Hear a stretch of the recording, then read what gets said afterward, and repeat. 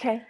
So I wanted to first thank everyone for listening to this podcast episode of the Intuition Revolution. And today I have a very special guest called Tegan Marshall.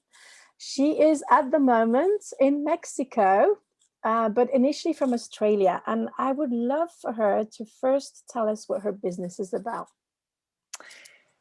G'day, everyone. I thought I'd give you a little bit of Aussie to start off with. Thank you so much for having me on your podcast. This is very exciting for me to be part of this, because intuition in every part of our life is so important, and I'm learning that more and more and more. So my business, I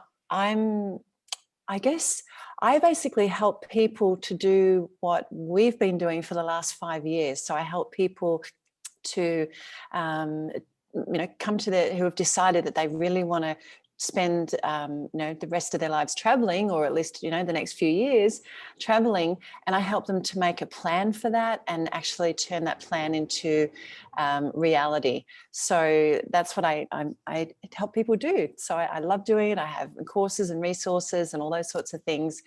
And yeah, I love it because that's what we've done for the past 5 years. And it was one of the best decisions we've ever made. And to make that decision, we had to really trust our guts. And we can talk more about that in a little bit. But yeah, that's what I do. Well, you do a lot of things too. You're an author, a podcaster. You also run a business and in the background as well, helping people with their websites and their adverts on Facebook and their visibility. True. I kind of forget all that sort of stuff. It's because it's something that just comes so naturally to me. And so when people say, what do you do? I guess I talk about the traveling, but yeah, I help people to, create an income to create that freedom, that time freedom, and that money, financial independence and financial freedom, so that they can do whatever they want to. And for us, it's travel, but it doesn't have to be that. It might be just spending more time with your family, with your children. And so I help them with the digital side, with the websites and the marketing. And I love that. It's great. So I think there's 3 pillars to the work that you do. Am I right? There's the planning, there's the financial side of things. Yes. I take people through the kind of very, very simple, because I believe in simplifying things makes it easy for people to implement. And I take them from the dreaming stage, so really getting clear on what it is that they really want. And often we don't take the time to do that. We often just kind of are busy rushing through life, just, surviving, I suppose. So really taking the time to dream that dream. And I really do believe that we are capable of anything that we can dream of, because I'm living proof of it. From where I've come from to where I am today, it's I'm living a dream. And that it's even better than I even dreamed. And that's the thing.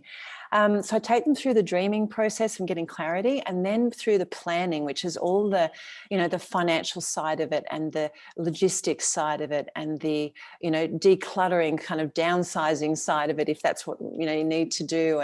And all of that sort of planning and making sure that you don't make the same mistakes we did, because I want to protect people from that, going through those things, and make it easier for them as well. And then the last stage is the actual doing.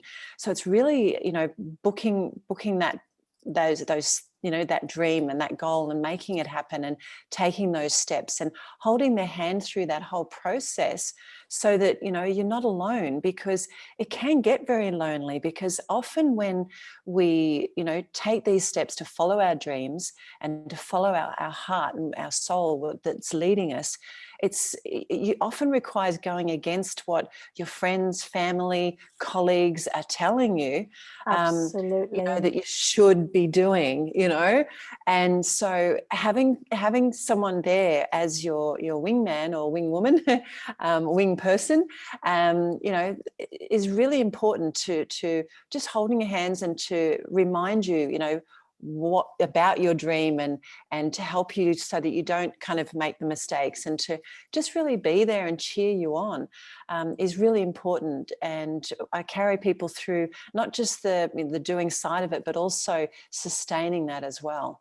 You know, helping them so that they can set themselves up to sustain the new lifestyle that they've created. Because when you make a big change, often it's really scary. It always is. Any change is really scary. And so really just, you know, being there for people to help them through that. I think this is so important, and I absolutely love the work that you do. But you've forgotten to mention something. It's that you want to support people who don't want to have to backpack their way through traveling, who love luxury, who love you know, enjoying the locals and the food and the culture. And that's what really excites me personally, because and who don't want to have to either be in an MLM or do blogging to make their way through that lifestyle. And Absolutely, it's not yeah. actually something I thought was possible until I met you. So you're really unique from that point of view, and you've sustained it for more than 5 years, which means it's sustainable, because there's people who do it just for 6 months and then they disappear. I honestly think you're a magician. So I would love to know more about how you do it, but I'm sure that other people would like to do that as well. And we'll, towards the end of this episode, we'll share all the information and in the show notes so that people can find you. So you've already answered the other question I wanted to ask, which was how long have you been doing that? So instead, I'd like to ask you, what were you doing before you were doing that? Because this is going to be really interesting for our listeners, isn't it? Yes. So I turned 50 this year. So I've been on this beautiful planet for quite a few years. So I've had a very fulfilling and very full life, which I'm hugely grateful for. And part of that through the business side of things is learning to trust myself has been probably the biggest journey. So to give you an example, when I had an energy conservation business, and it was something that it was an idea that I came up with. I've always been an entrepreneur since my first business was at 14, and my second was at 17, and two completely different fields. So one was in fashion, one was in the dating industry, of relationships and things like that. And then my next business was in the fitness industry. And I had, so before that though, I had an energy conservation business. And that energy conservation business was a great concept, fantastic. It was about helping people, obviously, to reduce their energy costs and usage so that would have less of an impact on the planet. And we came up with some software that we created that would enable people to exactly calculate how they were using their energy in their house, and exactly if they spent X amount of dollars on sort of the lighting or the pool pumps or different solutions, which one would be the best return. Anyway, so it was quite groundbreaking. And I doubted myself. I doubted my ability. I knew that this idea was great. So I trusted in myself, that part of it. I knew that the idea was good, but I kept feeling like, not feeling like, I kept doubting myself. And so I brought in a business partner, and thinking that I needed to have a business partner, even though looking back, and hindsight's always a wonderful thing, looking back in my gut, it didn't feel right from the beginning. It just didn't feel right. But I was like, no, I can't do this on my own. I need to try and, I need to, my fears and all this sorts of my self-doubt kind of took over. So I brought in this business partner, and everyone said that, all the people that knew him, my friends that knew him, oh, he's great, he's this, he's wonderful. And for a while there, it seemed like everything was great. Like I used to go to his home and have meetings there, met his kids, all these sorts of things. And over a period of time, though, what I didn't realize was happening was this whole heap of things going on behind the scenes. And what he did was he dragged out the launch of our software and dragged it out and dragged it out. In the meantime, I was putting more and more money into it and more money into it. And so we got to a stage where we actually landed a huge government contract, and it was ready to go. Like, it was like, oh my gosh, this is happening. And I went round to his office and I was so excited. I still get goosebumps at that moment. And it was like, oh my gosh, this is happening. Like, it was going to happen. And he wasn't there. It was really weird because he was always there. It's very strange. So anyway, I called him, left messages, didn't hear from him all that day. And I was like, this is really weird. That night I got a call from him, and he said to me, he said, we're shutting down the program. I said, what do you mean? We just landed this huge contract. And he said, no, we're no longer working with you. And I'm like, well, who's we, for starters? You know? And turned out what he'd done is he'd taken the software and he had created that outside. And I had a big contract. Like, I had a contract that was, you know, but he found a loophole. And that loophole was, you can't afford to sue me now. So I'm going to go ahead and do this anyway. So I lost everything. I lost everything. Goodness. And plus I was in a couple of $100,000 worth of debt to the business. And it was, I've got to say though, it was a huge learning experience, and I've made peace with it. And I forgive him for his choices. I believe that we're all good people. He just made some poor choices. But for me, it was a huge lesson, because the universe kept putting signposts in front of me. I found this brilliant mentor, and right near the end, and he kept saying to me, my mentor, you need to get out of this contract. You need to get out of this contract. I'm like, no, everyone's checked it. It's fine. I've got my lawyer, but I've got to say, looking back in my gut, my gut was screaming, you've got to listen to this guy. You've got to get out of this contract. But to save face, I was like, how could I do that? How could I go to this person that I've been working with and say, we're done, right? How could I do that? Well, he certainly could. That was proven. So it was a real lesson in, oh my goodness, I just should have seen the signposts. Like, there were signposts all the way through. Tell me a little bit about the signposts, because apart from the mentor who told you to get out of it, because I'm quite interested.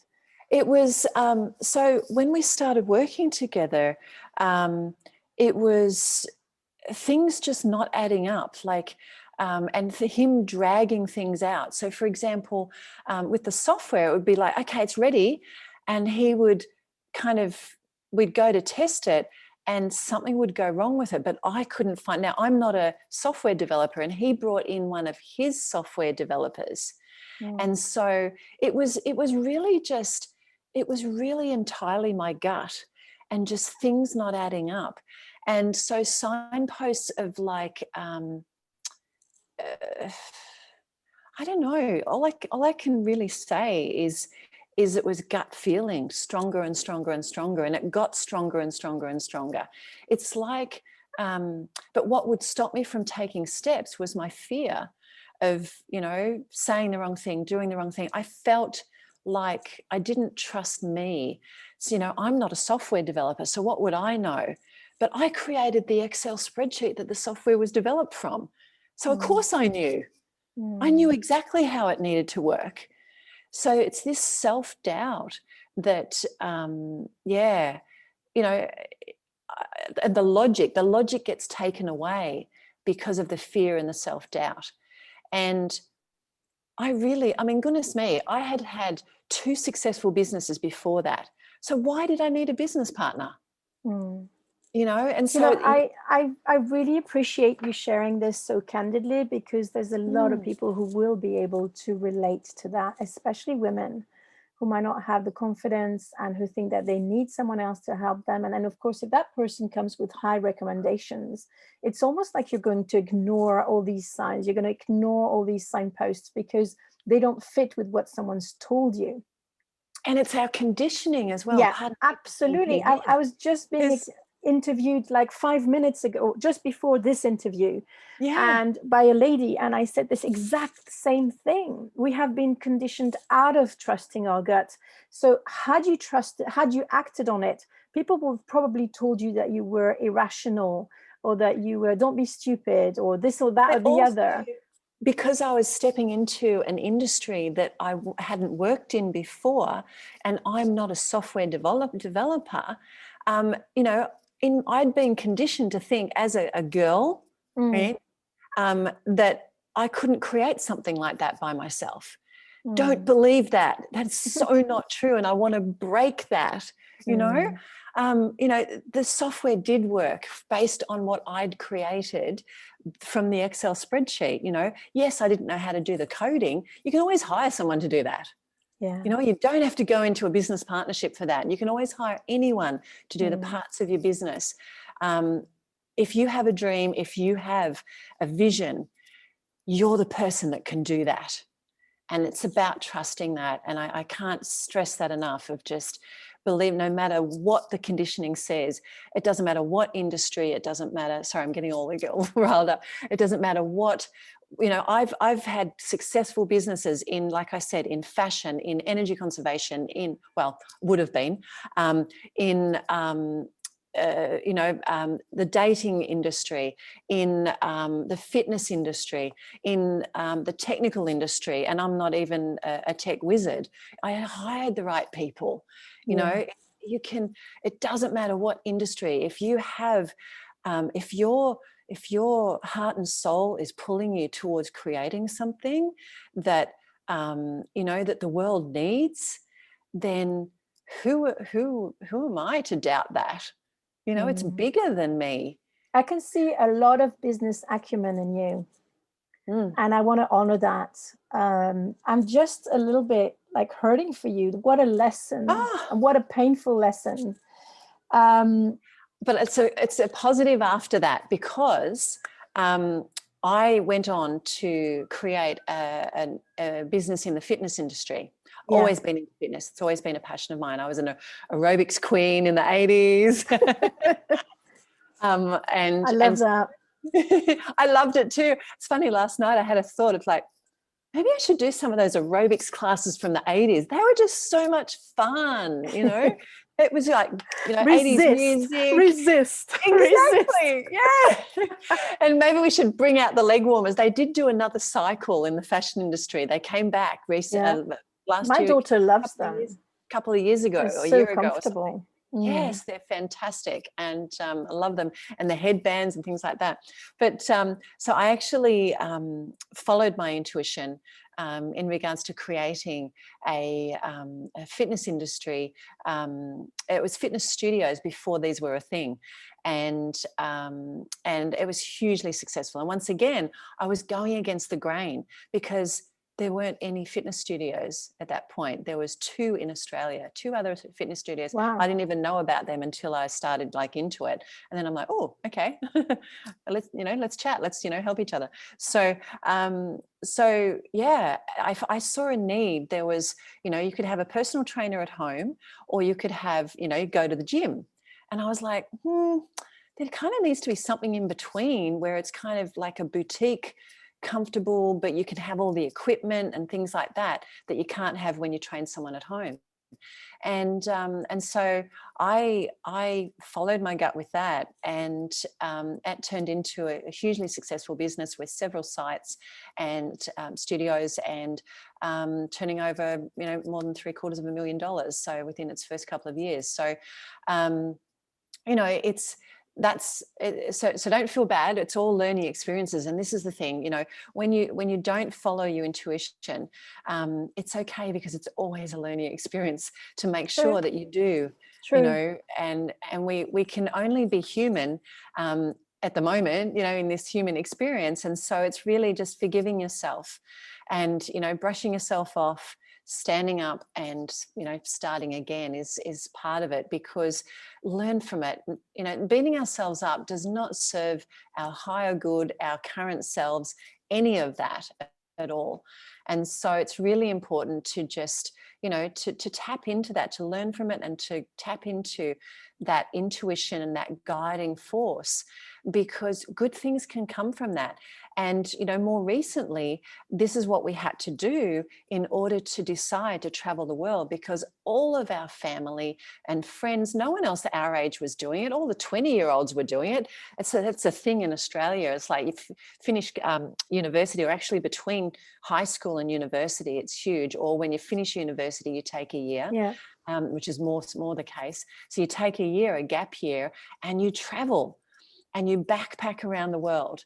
And that's fantastic when you're in your 20s, because you have very few responsibilities. You don't mind sleeping in, hostels and tents and, things like that. Or on someone's sofa sometimes. On someone's sofa, Or even the floor.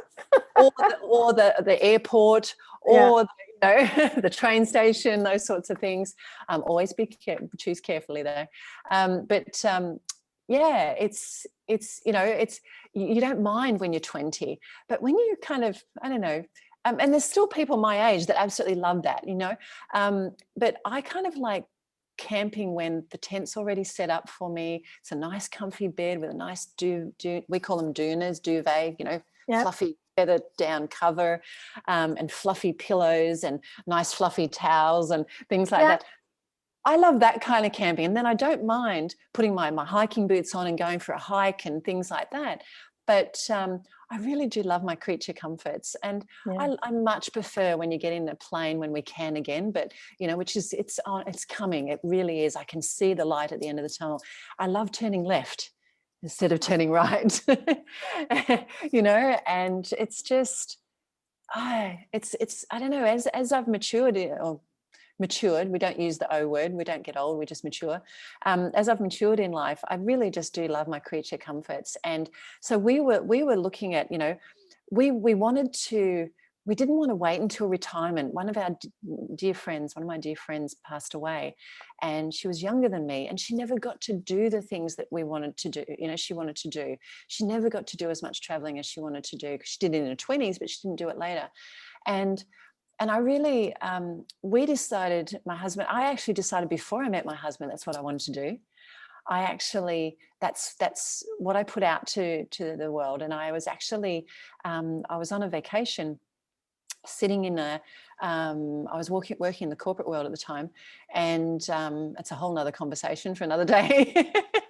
But I was sitting in a tiny little hotel room in Italy, and I just like, oh my gosh, I just want to find a way so I can travel full time, And then I discovered via text that the company I was working for, I didn't have a job to go to when I came home. So that was an interesting experience. I was made redundant. The company went under, and they owed me everything that was currently paying for my holiday, my vacation. That was my commission that they owed me. And so I was doing it, reasonably comfortably. It was a tiny little apartment in Rome, but it was, beautiful. It was marble and everything like that. But so I'd gone, I've got this commission. I'm going to have this wonderful trip, And I never did get that commission, but I had a wonderful trip. And that was when I said to myself, I want to do this more. I don't want to wait until retirement, because what if I don't get there? So I came home to Australia, and I was kind of, dealing with things, and kind of got back into life. And then, but I kept taking steps towards this goal of mine, this dream of mine. And then when I met my husband, I kind of dragged him into it. He hadn't traveled much. He'd traveled with the Air Force, because he was in the Air Force, but he hadn't traveled a great deal. I'm like, come with me. Let's go do a road trip. Let's go do a road trip. Let's do this. So we did a road trip across America, and that cemented our relationship. It was, you either like someone or you don't when you do a road trip. By the end of it. And I can imagine that. Yeah, I'm trying to give you the short version. And anyway, and we both, I gave him the 4-hour work week, the book to read, the digital version for him. And he was like, it opened his eyes, and he was like, maybe like this, I like this idea, you know? And so he came on board, and that's when we were like, okay, let's make this happen. But once again, there was no one we knew that was doing it. You know, there was no one our age. Our friends and family thought we were nuts.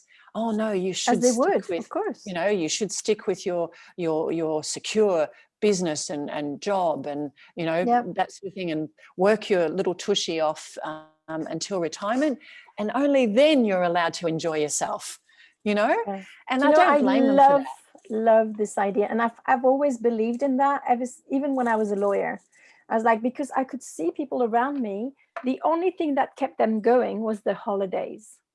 And I was like, this is not possible. You can't just put your life on hold and only live to the full for 5-6 weeks a year, which is what you get in France. Yeah, I know. In America, what we get in the US. Yeah. So, and I thought, no. And it's the same with their homes. You know, they would live in homes that they didn't love, but then they'd go on holiday and have some nice ones. And I was like, no, that doesn't feel right to me. You should live every day as if it was a holiday and enjoy yourself, enjoy what you're doing. So I've actually, before I met you, I already believed in that. So I love that you're the embodiment of that philosophy, which is, and you're absolutely right.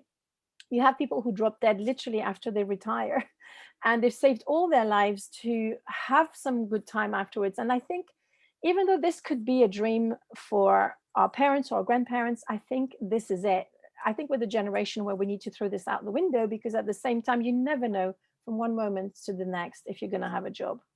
You never know from one moment to the next what life is going to look like tomorrow. Like, we've been hit by COVID this last year, and everything's changed.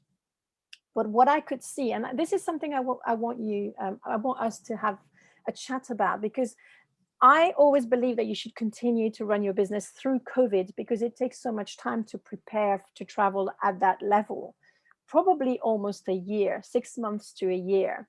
So tell us a little bit about this process. Why does it take so long? Why do you need to prepare so much? Absolutely. Thank you. And, you know, there are people that just pack up in a week and they're gone, and that's it. But most of us, when we get to our age, we have responsibilities. You know, we have things that need to be sorted in order for us to do that. We have, we have family to consider. You know, my husband and I had to consider, our parents. Like, his mother has dementia. So, through all this, we've needed to work out, what's going to happen with her and all that sort of thing. So, as we mature in life, we have these responsibilities.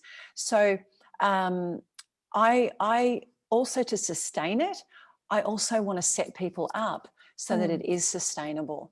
So the things that you need really, you need to map out where you're going. You need to do research on the places that you're going to. You also need to create an income that enables you, and set it up. So you might already have a business, you might already have an online business, you might have a physical business, you might be in a job. So it doesn't matter where you are right now, there's a way to actually change that so that you have the freedom and flexibility to actually travel or spend more time with your kids or whatever your goal is. But for us, it's traveling. So that's why, it takes time to kind of change your business, to implement strategies that simplify and automate and all those sorts of things. And I've helped people, whether they've had a physical business, whether they've had, which requires, taking that person and giving them support sort of systems and setting up so they can still run their business, but they don't have to physically be there every single day. And that's giving them the freedom of that physical business.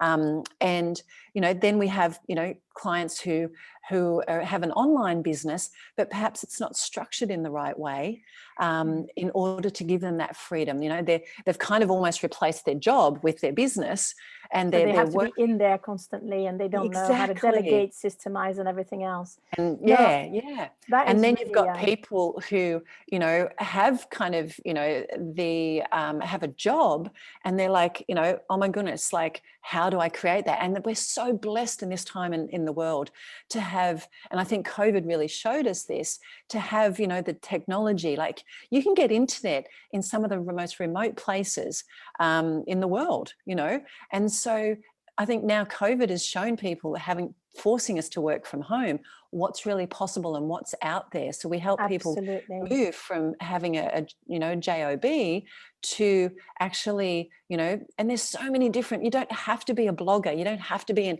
Instagram, you know, selfie taking influencer or whatever. But you can be, if that's something that appeals to you.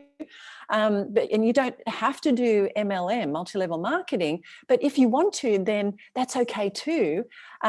It's just that there's so many options out there that you can choose. You know, you can have a business. There's just so many different options.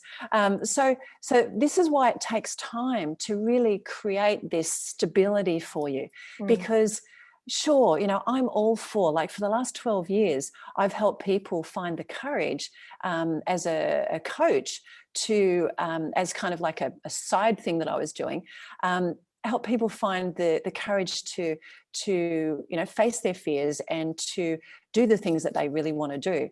And that's one part of it, but you really need to kind of map it out, plan it out to give you that security so that you do have the courage to do this. So that's why it takes, you know, a minimum of 6 months and, you know, up to 12, which is why, you know, now is the perfect time. Yeah, you know, I totally agree with you. And in fact, that's what I'm doing, because that's part of my dream. So I'm so glad I came across you, because you're so inspiring and you have so much to give, so much wisdom and so much knowledge and business acumen and everything else. But one thing I wanted to ask you is, actually, when I first met you, you didn't tell me that you were intuitive.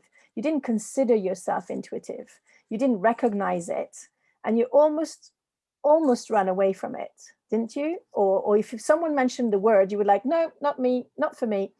And all through this interview, you talk about intuition. So maybe I should ask, did you consider yourself intuitive, and has it changed since we've worked together? I'm sitting here, I'm like, when you just said that about, you know, how wonderful it was to meet me, I was like, no, it's been wonderful to meet you and to work with you, because I did not think that I was intuitive.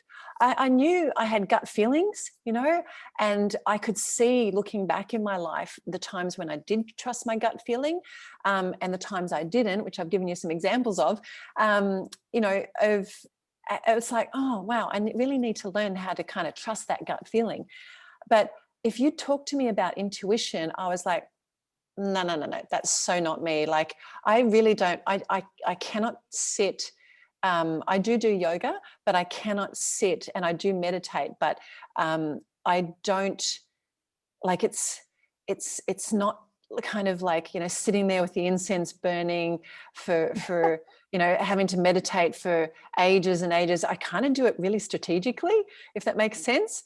And I do it without, like, I don't have any crystals, like, I don't. My mother, bless her heart, my mother, she, you know, always sends me crystals and things like that. It's like, oh, that's so sweet. I love that. I love the gesture.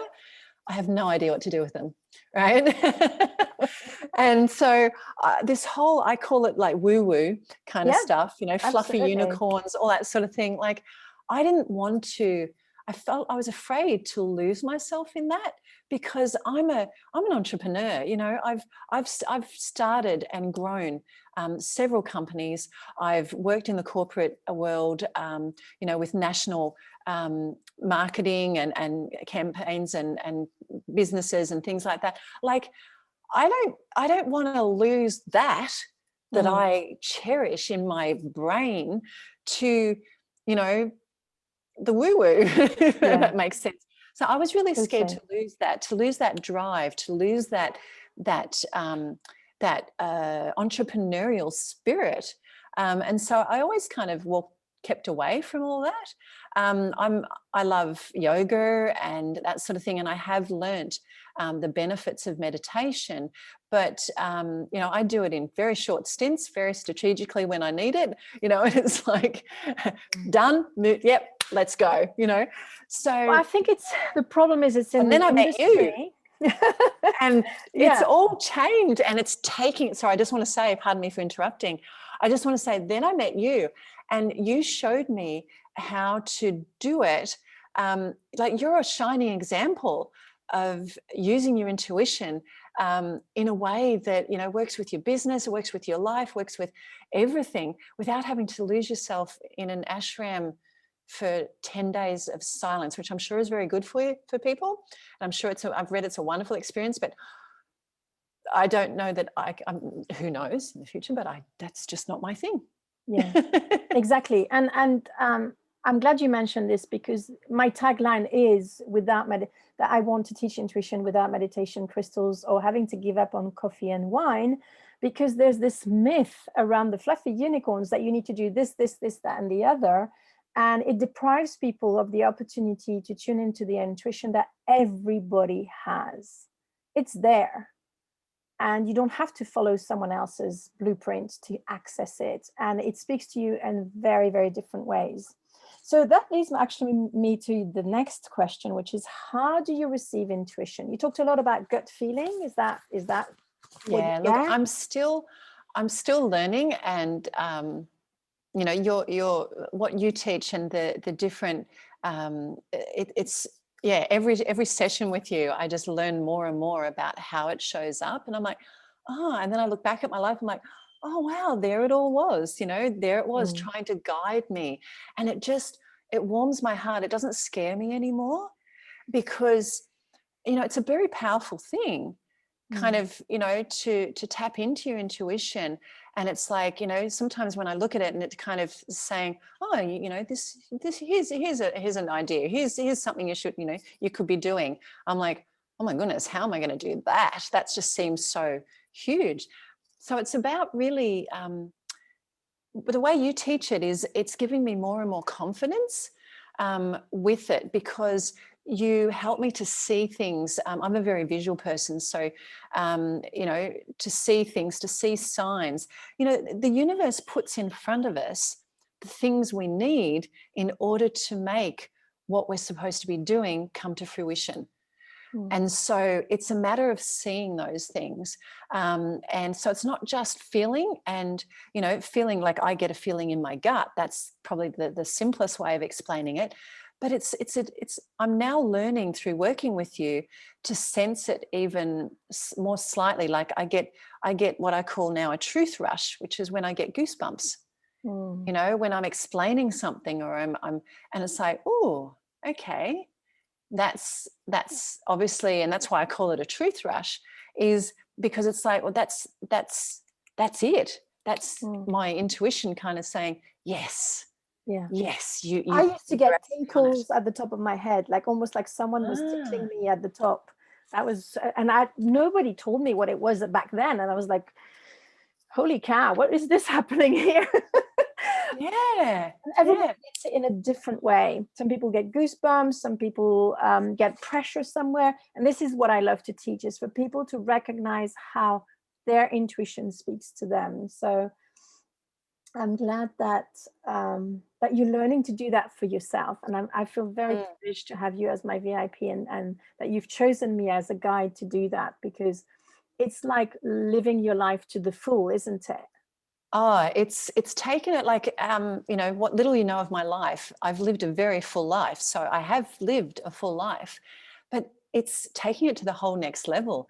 And it's so interesting, because, the things that we've kind of talked about that have kind of come up through our sessions, I kind of look at and go, how on earth am I ever going to do that? And yet simply by recognizing it, all of a sudden, like something's come in front of me. For example, we've talked about, you know, like I love fashion. I have since, you know, since I was a kid. And so I'm now getting more in touch with that. And so one of the things is, my type of traveling, you know, being, you know, comfortable and luxurious and things like that, I love heels. I love nice dresses. I love, you know, I love hats, and I love, you know, all these different things. But when you're traveling, how do you make that work? And so I'm on a mission to create, you know, these little kind of pods and examples and things like that of stylish fashion that can travel. Exactly, for the more mature woman, you know, that loves the different sort of materials and the flowing things and the, you know, not so much the Instagram 20-year-olds, nothing against them, but they look beautiful, but it's like, I can't wear those little things, you know, and it's like, I've got to wear things that are suit us at our age. So, and what we're comfortable with. So anyway, so, you know, what we discovered is that I'm, you know, that's a vision. That's part of my business that I'm going to create. I had no idea how I was going to do that. And lo and behold, just yesterday, I was in a group and someone said, oh, I love what you're doing. And then I looked at what she's doing, and she's a style, I'm going to say this wrong, but she helps you to clarify what your style is. And so her and I are going to have a meeting tomorrow about how we can work together to create these little capsule things so that I can help women to kind of go, here, if this is your style, this is what you can have. So the universe provides you with everything. Absolutely. I'm glad you mentioned it. You don't have to work it out. You don't have to work it out. You don't need to know the how. One step at a time. Just like, yeah, yep, you have to trust the vision. Yeah, you trust. Yes. You see the vision, you clarify the vision, and then the vision leads you. It does.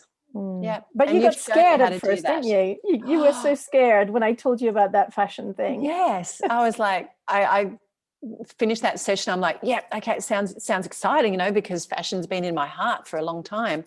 But then afterwards, I was like, how am I going to do that? Oh my goodness, who am I to do that? I haven't, you know, I haven't been in the fashion industry, you know, for a long time, since I was a teenager. How am I going to do that? And that's the thing you got to not ask. You got to not doubt what you see, because if you're asking, like, you know, how, and you're trying to plan it out the whole next 12 months, no. You're going to kill the dream. You're going to kill the dream. Yeah. So you've just got to keep moving forward, keep moving and looking for signs. You know, it's like, oh, there's this. Here's this lady right in front of me who specializes in creating these stylish, you know, wardrobes. And so, maybe she can help me. You know, and so it's just really, not trying to work out the how. And this is the thing with our planning of traveling as well. You know, we can map that out, but you've also really got to, you know, it's got to be a little bit flexible so that you can go with where, you know, you might map out, okay, I want to go to Thailand.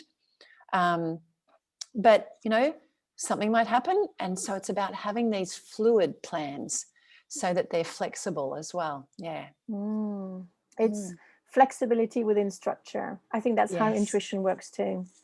It's, it flows into the structure. Yeah. You've got to have the glass, otherwise you just have the water that goes everywhere. But at the same time, you have to have a container or something that, beautiful. Yeah. So where can people find you, Tegan? Really easy, at teganmarshall.com. Okay. So Tegan is Tegan. So it's actually Welsh. It's Tegan when I'm in trouble. Okay. All right. Tegan. So it's Tegan, and Marshall, as it sounds, .com. Yeah. You can find all my stuff there. You can find me on Facebook. I've just started a group, actually, which is called, it's actually called the Wealthy Digital Nomad. So you can look for that. And it's a group for wealthy wanderers. So you can also Google that. You can also Google that. Everyone, one last question. And and I'm on Instagram as well. So I'm on Instagram as well. Yeah. As so just look me what? up. Tegan Marshall as well. I am Tegan Marshall. Yeah. Okay, lovely. I'm so sorry I interrupted you. How rude. No, it's fine. So what would you say to someone who's afraid to use their intuition in business? Oh, gosh. Have we got another hour? Maybe. I'll have you back. Look, there's a friend of mine who wrote this beautiful book called The Secret Sauce. Okay, it's a marketing book, and to be honest, and I keep thinking of that word, the secret sauce, because to me, intuition and learning how to recognize and use your intuition in business is like the secret sauce to business in this day and age. I think his book was published about 3 or 4 years ago, maybe more. But it's the secret sauce in business now. Because, and this is why I love your intuition revolution, because it really is. The world is shifting and changing, and COVID just escalated that, like put it on fast forward, because I believe it's made us as a world look at what's really important to us, health, family, and that sort of thing, and what really matters to us. And it's made us go, maybe there's a different way. And it's also made us go, I don't know, it's just shaken everything up. So there's a lot of people lost right now, and I call to you, and there's a lot of people lost in business, and I call to you as well, personally and business-wise, to look at intuition as the guide, because it's the secret sauce. It's what's going to make the difference. It's what's going to give you everything to be fulfilled and to take it to a whole new level. It's that thing that gives you that secure feeling that someone's there for you. Because one thing, it's been very lonely through COVID in so many different ways. And it's like having, someone like, who is it? The universe has got your back. Is that? Yeah. I think it's Gabby Bernstein. Yes. That's what it is. Yeah. That intuition is about having that feeling. True, because you follow the lead, you follow the signs, you follow the breadcrumbs, and you see that the universe always has your back. True. It's like that really comfy, when things get too much and you just want to hide away underneath the doona or duvet cover, whatever you want to call it, whichever country you're in, and you just want to hide away, and you're all comfy and you're snug. It's a cold winter's morning and you're all snuggy in your bed. It's that comfort. That is what you intuition. Would say. Yeah, that's Thank intuition. you so much for those words. That was such a good conclusion to our interview. Thank you so much for coming on the podcast. That's been an amazing, and thank you so much as well for sharing your tribulations, the ups and downs, and being so real. It's important to be real. And well, we might have you again on the podcast. Who knows? It's been wonderful to be here. Thank you so much. Thank you, Tegan.